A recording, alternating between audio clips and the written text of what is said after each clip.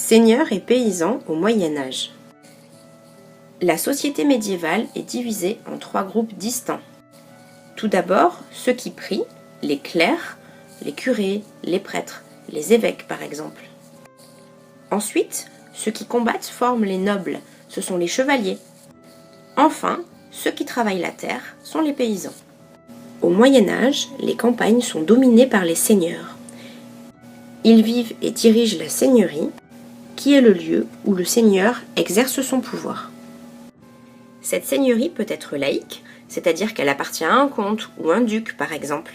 Elle peut être également ecclésiastique et donc appartenir à une abbaye ou à un monastère.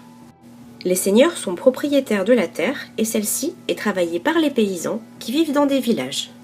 Pour vivre sur cette terre et la cultiver, les paysans payent de nombreuses taxes. Ces taxes sont soit des taxes en nature, c'est-à-dire que les paysans versent une partie de leur récolte par exemple. Ils versent aussi des taxes en argent.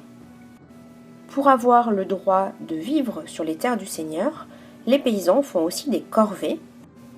Ce sont des travaux obligatoires et gratuits dus par le paysan au seigneur en échange de son lopin, c'est-à-dire de sa parcelle de terre. Enfin, au Moyen Âge, les campagnes connaissent d'importantes transformations. Les seigneurs encouragent les paysans à réaliser de grands défrichements pour conquérir de nouvelles terres.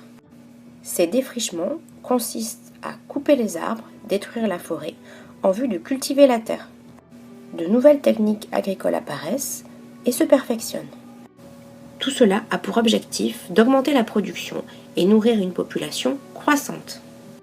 Les seigneurs, qu'ils soient laïcs ou ecclésiastiques, dominent donc les campagnes par le pouvoir qu'ils exercent sur leur seigneurie et sur les paysans.